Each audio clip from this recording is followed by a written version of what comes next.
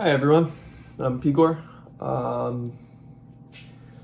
Normally this isn't something I speak up on. I don't like to step out of line. Um, my thoughts aren't very good. They're flawed. Uh,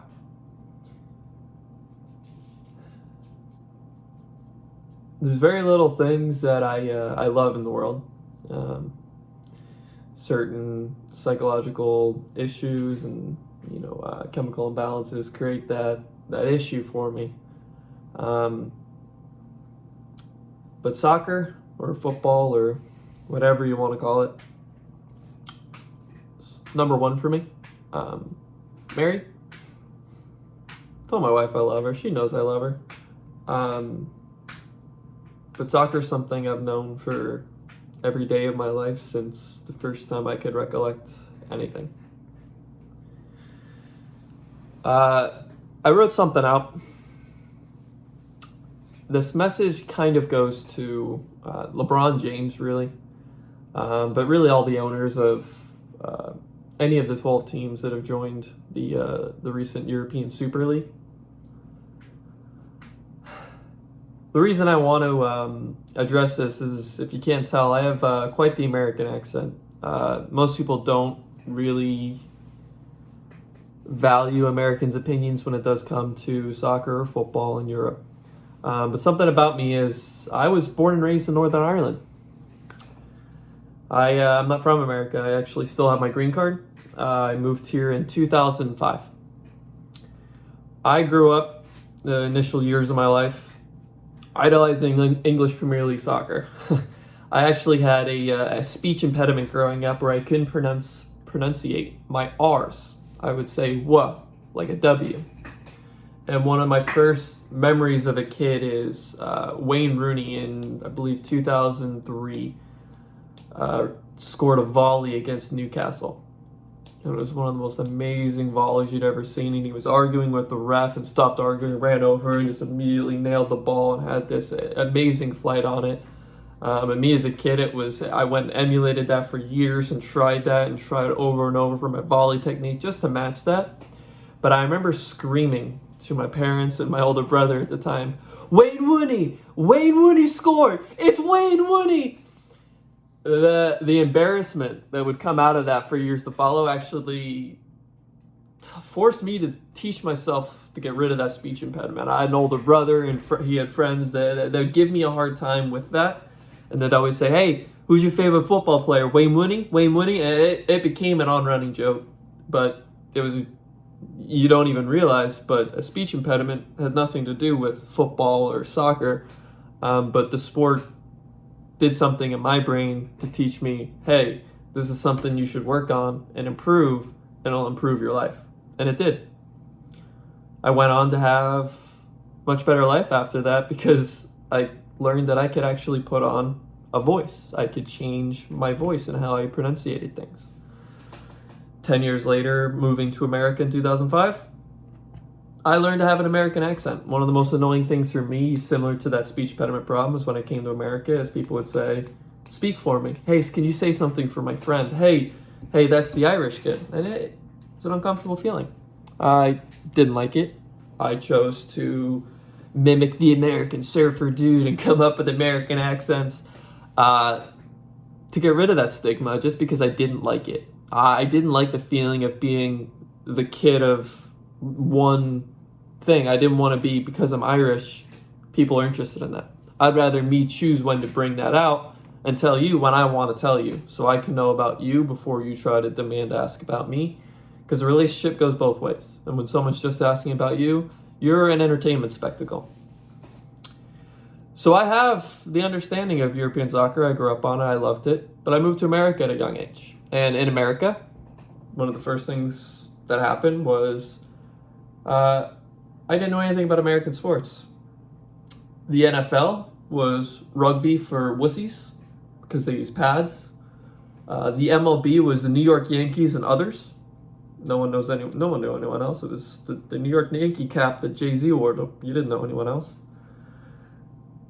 The NBA was Michael Jordan. LeBron didn't exist yet. This is 2005. You're 2 years into his career. He was a big name in America, but outside of America, no one had any idea who that dude was. You knew who Michael Jordan was because of the symbol. Other than the Jumpman, I'd seen a couple basketballs and bounced a couple, but I'd kicked them. I'd never actually shot a basketball.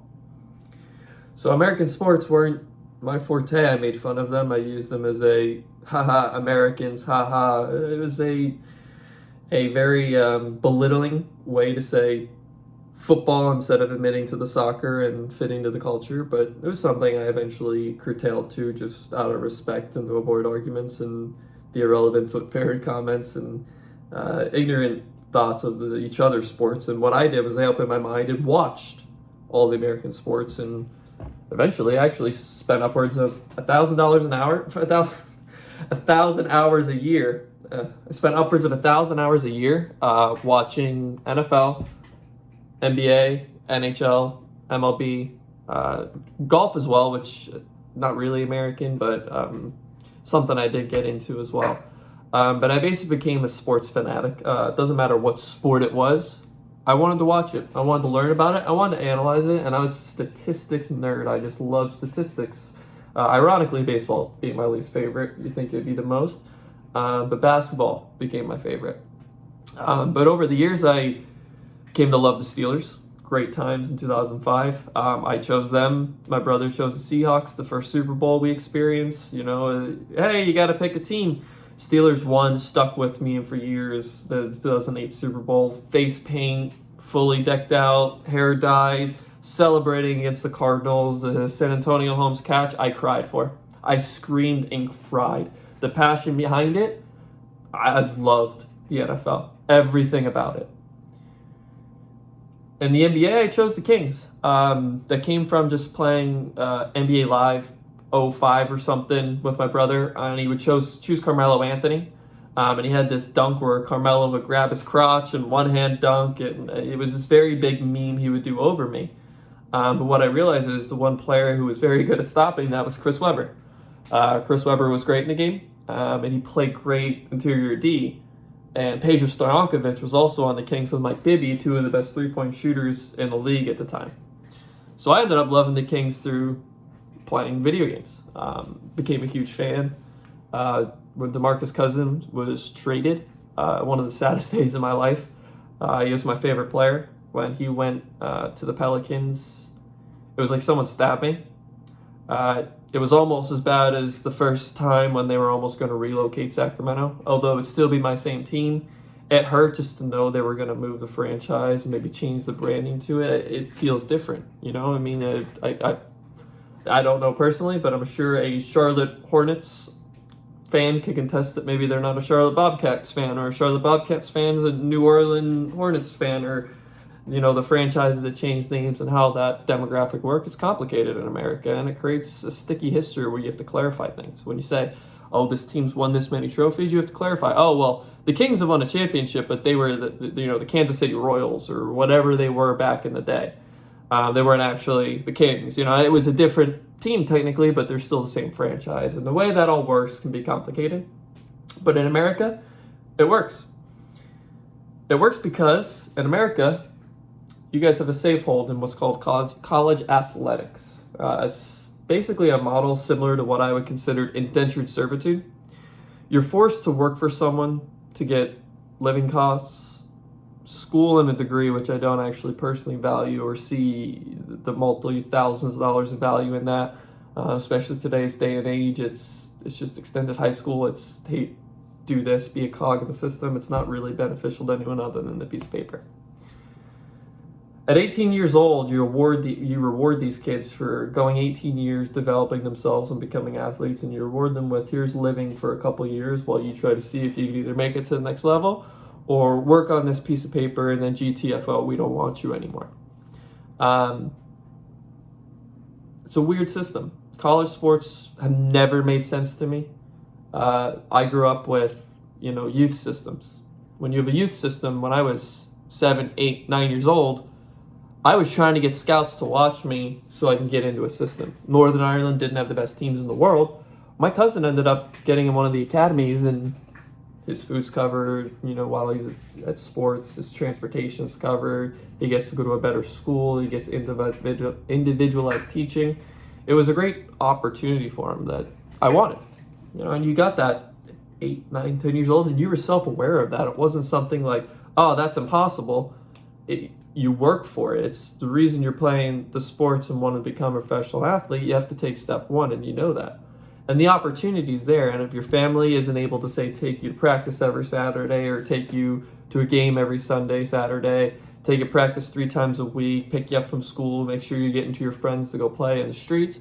If you don't have those capabilities because your family needs to work multiple hours and you don't have the resources, you need to take care of your little sister or you need to do all this, those kids all of a sudden now have very little chance to make it without like a youth setup. But if that youth team sees their talent, all of a sudden now they're going to be given the resources and their family's going to give them the resources to alleviate the pressure of a whole child on your family and take care of them and help take care of them and give you the access to the tools you need and the help you need and the relationships you need.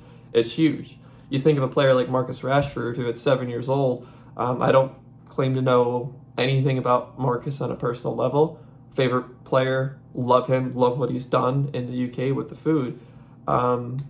But at a young age, at 7, he joined the Manchester United Youth Academy, and I know at times he talked about the struggles that his mom went through to get him to practice, to get him to the games, to get him to the ground, because they didn't, he was lucky to live close by, but it was still a difficult thing for a mother working multiple jobs and trying to, keep him and his brothers fed. It's not easy to just, hey, let me put all my efforts into this one child and forget the rest. It doesn't work that way, but United came in and helped. They provided meals, they provided transportation, they provided educational resources. They gave Marcus pretty much an upbringing to assist his mom so she doesn't have to take it all on herself.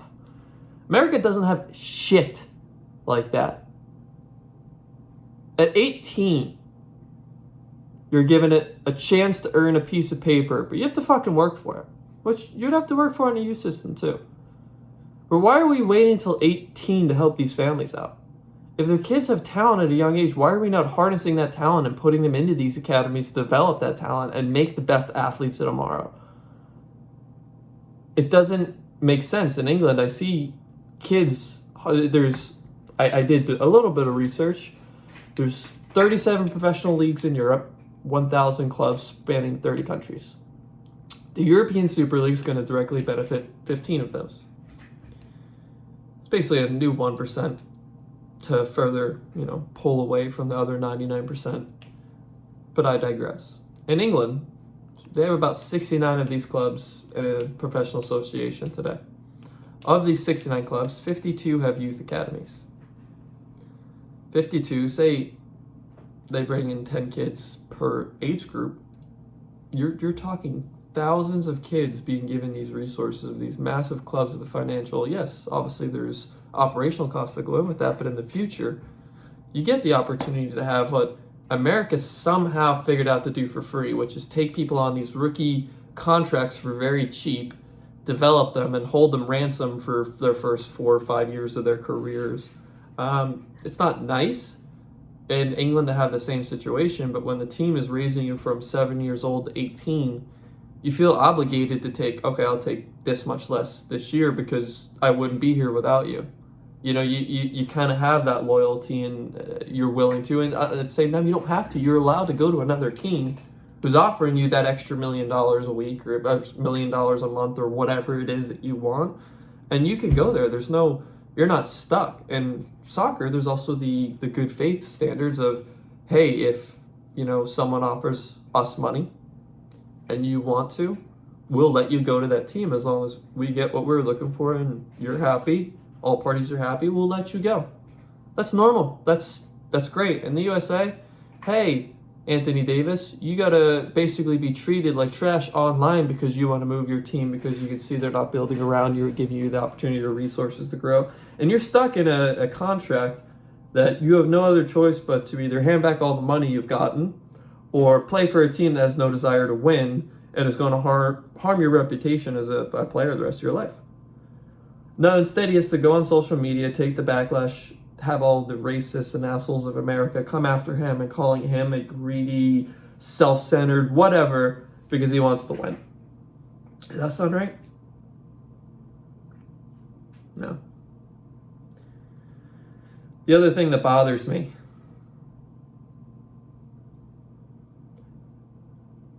you have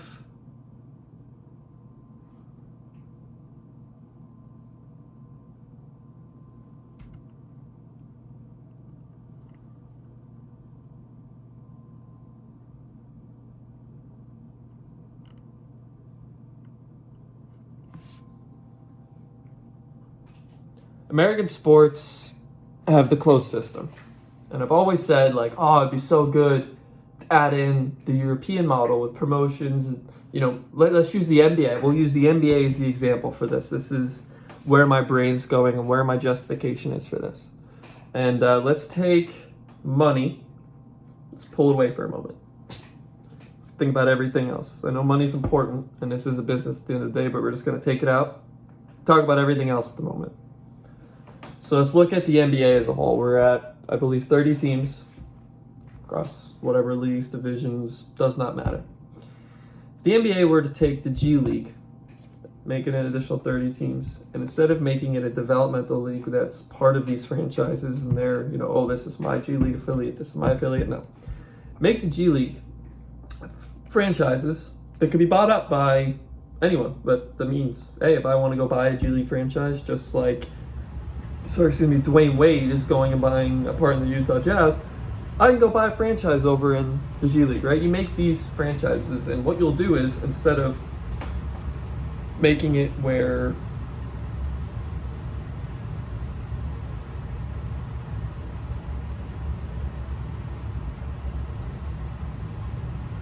so you have the G League teams, and instead of making them that affiliate, they're their own team. And what they now have the opportunity to do is they can do promotions and relegations. So in the NBA, what you would do is you take the bottom 3 teams, and instead of giving them the number 1 overall draft pick, right? Hey, here's a reward for doing terrible. It balances the system. It means every team can win. No, it means that if you don't want to compete, you get rewarded. It's pathetic. It's the opposite of what sports is. It's more of, here's your participation trophy. It's just, hey, to each their own. Like I said, my opinions are not always the best. Not a participation trophy individual, personally. Some people are. I could understand the arguments for both sides. But in professional sports, I don't think it should be a participation trophy. The whole point would be is the best of the best. And when you lose, most people who are in professional sports understand that 99% of us lose. And you're going to have to face that. We don't give up and go kill ourselves. Like, it's not what we go do. But in this promotion system, basically what you then do is, instead of having colleges, you remove the NCAA. And you take these teams and create youth academies.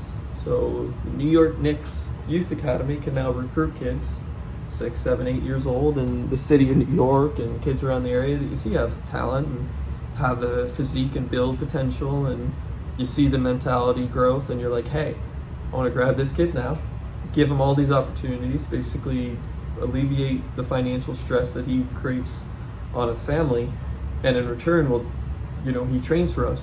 He could potentially become, part of our team, part of our academy, part of our future, and those leagues can make money on their own. But anyways, the youth leagues, each team, the New York Knicks, for example, has multiple youth academy setups. So instead of drafting out of the NCAA, you're developing your own talent. So there's no more draft. Draft is gone. Draft doesn't do anything for anyone other than create an unfair system where the worst teams get the best players. And it makes no sense to anyone, and if it does, I don't fucking get it. But basically in this system is, instead of, hey, LaMelo Ball, perfect example actually. Instead of him going number 2 overall in the draft and having to go over to Europe so he could get that and not have to play in the NCAA and go through these ridiculous systems and caveats, LaMelo Ball could have, at 10 years old or 12 years old or 14, when we all saw him, when we all knew he was going to be amazing, and we all saw the Lonzo, LaMelo, Lamar, all that demographic happening, and we knew LaMelo was going to be great. He was already, scoring that, it was like 80 points or something in that game at 14 years old, 15 years old. Team like the Golden State Warriors at the time, the LA Lakers at the time, LA Clippers at the time, could go and say, hey, come join our academy. Be a part of, we'll be the ones to teach you. You don't have to go overseas and play subpar basketball against a lower grade opponent. Come play our other top players at your age. All of a sudden now when LaMelo's at 17, 18 years old, just put him into the senior team. Wow, what an amazing concept. It means he can get paid at 15, 16 years old because of his level of talent. He could actually get paid. When his family needs it the most, he could actually be getting paid. And say his talent doesn't turn out or something happens, injury, worse, he's already got something for what he brought to the table at only 15, 16 years old. It's not all gone because he never made it. He got paid to try. It's huge. That's massive. The youth system thing, it should be everything. And for someone like Mr. LeBron James, who, in my opinion, just want to be clear about this. LeBron James is a literal superhuman who deserves every ounce of praise he ever will get and ever has gotten. When you're growing up and you're told what it is to be a professional athlete, you're given all these examples. LeBron is that, plus more. Like, he's done everything a role model should do, everything the best of the best should try to do, everything an all-time great should do. He represents the golden ideals of all of them. It's scary that he doesn't make major mistakes. His mistakes are at most personality flaws that he probably had to develop in order to create the right shield in order to not get abused by people around him. And is that a character flaw? No, probably not for most people. To others it might be. It might seem rude or dissident or condescending, but it's not. It's something he had to develop in order to not get people asking for handouts and demanding stuff from him. You get pushed over once, people will keep pushing you over if they get something from it. It's human nature, it's that. LeBron's amazing. Unbelievable human being. But he's part of Fenway Sports Group. Fenway Sports Group is deciding to join the European Super League, which is probably going to create dissolution for about 985 plus teams across Europe, where their finances are going to go from. So what happens to them? No more youth academies. All those kids that families, because their kid showed potential at a young age, that have all this backing and resources, gone. Now it's probably what you think this system would create, which is, only the LaMelos get a chance now. The rest don't even get a shot at these youth academies. Yes, that would be true because it would only be the 15 major teams with a youth academy worth going to. You're going to take the money, basically the money that's going to be made is going to be coming from all the teams you're leaving behind. There's not more money. You're not going to get more fans. You're going to lose a large part of the older demographic for breaking tradition. You're not going to get the American fans. If you take the American fans, then your other sports are going to probably take a hit. Like, hey, go ahead and grab 15 million more soccer fans in America. Well, those 15 million are now going to spend 20 hours less a week on NBA or NFL or whatever it is that you probably also have a vested interest in, i.e. Fenway Sports Group and Boston Red Sox. The MLB's dying. How does that feel? Obviously not good. Why not realize that American sports are going to fall in the same way if you keep pushing your new sport? Then the rest of them hurt. It's not a good business decision either. There's not more fans to be gotten in America without changing the way the sport is viewed. The competitive format has nothing to do with the way that people talk about soccer in America. The way people view soccer in America is the foot fairy, it's easy to make fun of, the weak, the lowest end, you're weird, you're not normal, you're the lowest tier of athlete. Oh, you can't, you're weak, you're skinny, all you do is run. Very mistreated, mainly because of the contact sports that dominate America and the NFL and NBA being that they are superior athleticism. Like, there's no doubt in my mind you need to be faster, stronger, bigger. You do. It is. It pisses off my friends back home when I say that, hey, if LeBron James took his entire life and became a center back for Manchester United, holy shit, would he be good.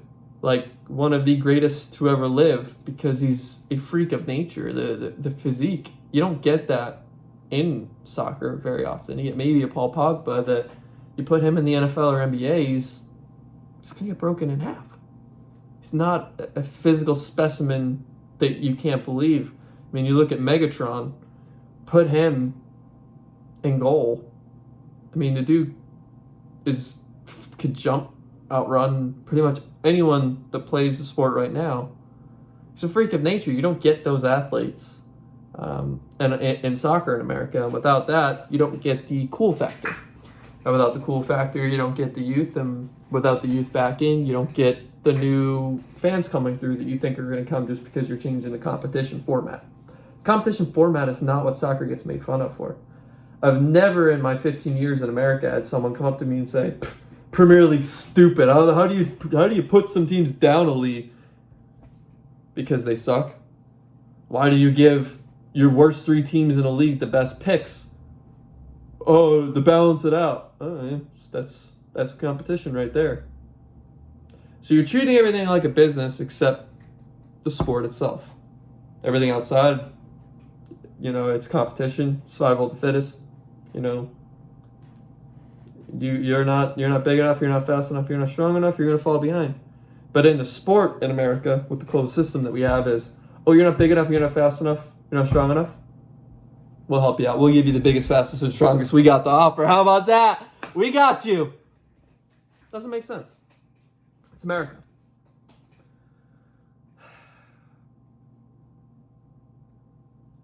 American closed systems create areas for abuse of the poor. In America, the poor and disenfranchised that don't have the time, resources, backing, parental guidance, whatever it is, to get to 18 years old with their talents continue developing. The kids who don't have that chance could be better than you, LeBron. Could be better than Kobe ever was. Could be better than Jordan ever was. And we talk about, I'm sorry, and this is disrespectful to forget the name, but I know Russell Westbrook had a friend that way better than him growing up, and tragically was, I believe, killed before he ever got a chance to go to college. And Westbrook, last time I remember, said, kid was way better than him. Russell Westbrook's one of the best basketball players of the last century. Talking a player that significantly better than him at that age. Wow. Kid didn't have the time, resources, or people around him to make it to college at that age. Never got a chance. If, say, the New York Knicks Youth Academy spotted him at 10 years old, he was going to be taken off the streets. He was going to be given a serious chance and be given the time of day. His family would be cared for.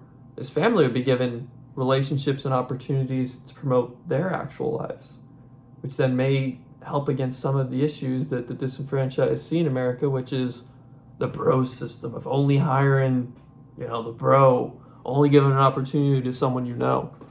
Well, you know these people that are in valuable positions now, and they know you. Now you got a shot to make that relationship into something special because your kid showed some promise. So it's not just the kid getting the opportunity, but their family. With the European Super League, you're taking this concept of the youth academies, and you're going to create, what you're going to create. You're going to create the American sporting system, which is indentured servitude, that is college athletics. The abuse of youth in America for their talents, for profit. The abuse of the underprivileged, where just because they can't make it to 18 without fucking up, they're never given a shot. but no one's there to help them make it to 18. They got to figure it out. Survival of the fittest. Until you make it, then when you make it, like I said, it's not survival of the fittest anymore. If you're the weakest and you're the lowest, we'll give you the best player, don't worry. American sports, I love them. They're great. I'm a Kings fan. We'd be relegated 5 fucking times by now. My team would be in the lowest tier of the lowest tier of the lowest tier. Still fucking support them. Still telling him a Kings fan now. I choose LeBron James fan. Could have easily went with the Heat living just outside of Miami throughout my entire American life. Could have easily jumped on the Heat. No one would have questioned it. Love watching the Heat. Love watching LeBron James succeed. Love seeing great people do great things. It's something I personally enjoy. Just enjoy it. But I wouldn't give a shit if the Kings were relegated. I'd still support them. I just dream for the one day to get them back. That dream is still there. You know, if you're a loser, you're supposed to take that. You're not supposed to say, I hate losing, I'm gonna go join the winners. It's not sports. It's losing and not liking losing to a point that you're gonna turn the rules around to help you. Now, we're talking about this and I said let's take money out of it. Why? Because the only reason not to go to a promotion-to-motion system to promote better sporting, better competition, healthier competition, less giving to the weakest and worst, and start creating a system where people who create a great franchise and a great product and a great team and a great environment are able to say, hey, come to us. Not, hey, you have to come here. You don't have a choice because I picked you in the draft. To, hey, this is why we're great. This is what we can do for you. Oh, but then all the small teams are at a disadvantage. Blah, blah, blah, blah, blah. They are now. Tell me they're not now at a disadvantage. Tell me that, you see some of the talent coming through right now. Do you think that Nikola Jokic is going to go sign for the Utah Jazz? Probably not. But if he became a free agent, I think he might sign for Miami. Maybe. Maybe sign for New York. Might actually sign for the Knicks. Wow, maybe. They're a fucking horrible franchise. No ifs, ands, or buts about it. Poor ownership. Poor quality of life they create. So people think that the biggest teams would be an advantage, but you create a better system. You create a better youth product, and all of a sudden you're taking these kids from your area at a young age and making them love your team. So the people who don't benefit from this is, as an owner, I'm in a closed system right now. Say I'm the owner of the Kings, Viva Brandovich, whatever his name is. Sorry for the mispronunciation. Vivek. He wouldn't want a non-closed system because the Kings, which are valued at $1 billion or whatever it is, if they get demoted, that goes down. And if you had a promotion-to-motion system, where's the benefit to him? There isn't one. There's not more money to be made by making the competitions better. The money's still going to be the same. You might get more viewership by changing up the competition, but you might get less viewership doing that, vice versa, which means there might actually be less money for the owners and for the operations and to grow, which in turn means, hey, like I just said before, you can't make better training grounds without more money. You can't do all of these things to bring talent in without more money. So we need to make more money. So I can see why, with the way the current American system is, why they can't change to a promotion-to-motion system, because if I owned one of these teams, I'd say, fuck no. If I'm the owner of the Jacksonville Jaguars, I don't want a promotion-to-motion in the NFL. We're out.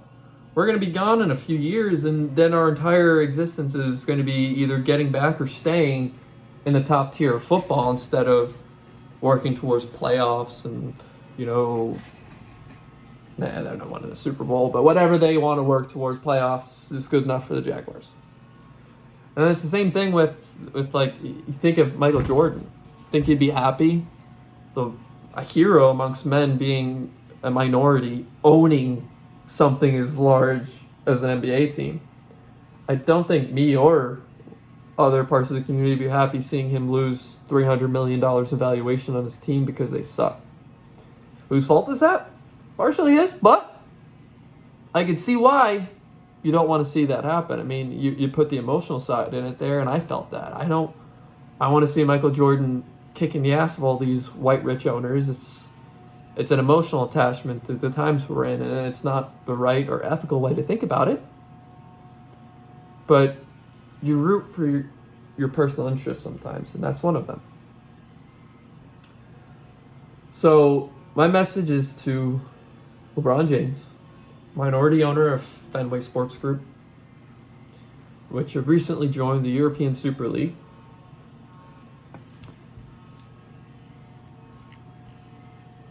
The system is great because we are familiar with it.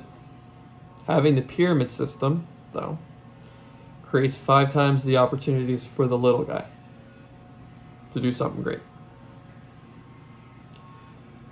But the only person who is hurt by the pyramid and open system is the owners of the clubs needing to justify an over-the-top lifestyle, over-the-top wages. And I'm sorry, even as you look at the NBA player contracts, no person who plays a sport should be making that kind of money. If you made $10 million less a year and that $10 million went to taking 1,000 more kids off the streets to be given a chance, or one of them might get a chance at being you, well, that's years of dispersing the income rather than focusing it on one person. And I just said players, and I don't want to use the players as the example because the players deserve the money more than the owners do. The owners shouldn't be bringing in. There should be a cap. Just like you guys have a cap on your salaries, there should be a cap on what the owners are allowed to make. I don't care if the Golden State Warriors go on a 3 NBA finals in 5 years and make a shit ton of money. The owners shouldn't make more than a couple $1 million a year in their own pockets, and then beyond that should be reinvested back into the youth system, not the upper end, the contracts, to growing the brand. All that's going to happen. There should be more money just put down into the lower systems to create the growth for better tomorrow. So, yes, the system seems like a good idea. Best teams playing each other every week. But you're disregarding 985 other teams across Europe and other clubs across Europe, and you're 100% fine with them going insolvent and losing the potential hundreds of youth academies across Europe. That does help disenfranchise and the poor and the lower end humans of society.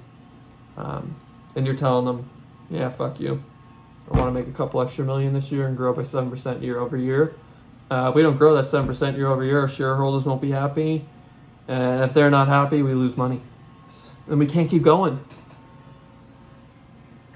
Don't kid yourself.